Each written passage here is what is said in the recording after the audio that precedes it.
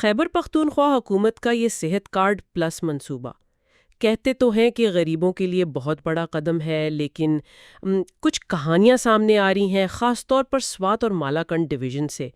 جی وہاں دل کے مریضوں کو نا بہت مشکلات پیش آ رہی ہیں، تو یہ دعوے پر سوال تو اٹھتا ہے۔ بالکل۔ آج ہم انہی ذرائع کو دیکھ رہے ہیں جو بتا رہے ہیں کہ دیکھیں، سوات میں اچھے جدید پرائیویٹ ہسپتال ہیں، سب سہولیات ہیں، لیکن صحت کارڈ پر دل کے مریضوں کا علاج وہاں نہیں ہو رہا۔ ہاں بالکل، انہیں کہا جا رہا ہے جی پشاور جائیں، سینکڑوں کلومیٹر دور، اور ظاہر ہے زیادہ تر خاندان ان کے پاس وسائل کہاں ہوتے ہیں اس سفر کے لیے۔ اور یہی تو بنیادی سوال ہے کہ آخر ایسا کیوں ہو رہا ہے؟ مطلب جب جان بچانے والا آپریشن وہیں مقامی طور پر ہو سکتا ہے تو صحت کارڈ وہ کیوں نہیں اسے کور کر رہا ہے؟ کیا منطق ہے اس پالیسی کے پیچھے؟ صحیح بات ہے۔ اب دیکھیے نا، یہ تحصیل کابل کی گاؤں شگئی کے گل رحمان ہیں۔ ان کے بھتیجے کو دل کا کوئی سنگین مسئلہ ہے، فوری آپریشن چاہیے، لیکن جو سرکاری ہسپتال ہے سیدو شریف، وہاں کی کیتھ لیب یعنی جہاں دل کے سارے ٹیسٹ اور پروسیجر ہوتے ہیں وہ خراب ہے۔ اوہو، تو پھر؟ تو جب انہوں نے صحت کارڈ والوں سے رابطہ کیا تو جواب ملا کہ جی پشاور لے جائیں۔ اور گل رحمان کیا کہتے ہیں؟ وہ یہی کہہ رہے ہیں کہ ہمارے پاس اتنے پیسے کہاں سے آئیں گے، جبکہ سوات میں ہی پرائیویٹ ہسپتال میں یہ سہولت ہے، مگر صحت کارڈ والے وہاں اجازت نہیں دے رہے۔ افسوس کی بات ہے، اور یہ کوئی ایک کیس نہیں ہے جیسا آپ نے کہا۔ وہ ایک اور صاحب ہیں، اظہار خان، دہاڑی دار مزدور ہیں۔ ان کے والد صاحب کے ساتھ بھی بالکل یہی ہوا، انہیں بھی دل کے آپریشن کے لیے پشاور جانے کا کہہ دیا۔ یہ واقعی یہ بات سمجھ نہیں آ رہی کہ باقی سرجریز کی اجازت ہے صحت کارڈ پر انہی ہسپتالوں میں۔ جی باقی ہو رہی ہیں، لیکن دل کے آپریشنز کی نہیں۔ اور اس کا جو انسانی پہلو ہے نا وہ بہت تکلیف دہ ہے۔ ایک اور صاحب حبیب الرحمان، وہ تو دور کسی گاؤں سے قرض لے کر اپنے بیٹے کو لائے تھے۔ اللہ اکبر۔ اور اب انہیں بھی کہہ رہے ہیں پشاور جاؤ۔ وہ کہتے ہیں جی میرے پاس تو اب مزید کوئی پیسہ ہی نہیں بچا سفر کے لیے۔ آپ سوچیں ان خاندانوں پر کیا گزر رہی ہوگی، کتنا خوف، کتنی مایوسی۔ بالکل، اور اسی لیے تو مقامی لوگ کہہ رہے ہیں کہ یہ پالیسی ٹھیک نہیں ہے، مطلب غیر منطقی ہے، سخت ہے۔ ان کا موقف سیدھا سا ہے کہ بھئی اگر پرائیویٹ اسپتال میں جدید کیتھ لیب ہے، چل رہی ہے، اور باقی علاج کے لیے آپ نے اسے منظور بھی کیا ہوا ہے، جی تو پھر دل کے مریضوں کا علاج وہاں کیوں نہیں ہو سکتا؟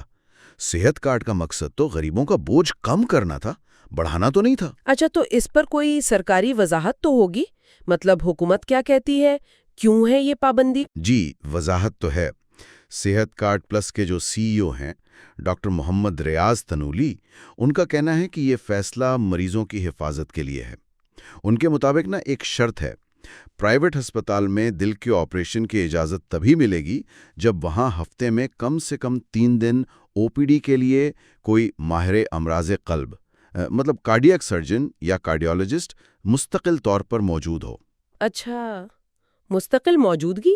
جی، اور ان کا کہنا ہے کہ سوات کے ان پرائیویٹ ہسپتالوں میں یہ شرط پوری نہیں ہوتی، کیونکہ وہاں جو ماہر ہیں وہ اکثر باہر سے آتے ہیں، یعنی وزٹنگ فیکلٹی کے طور پر۔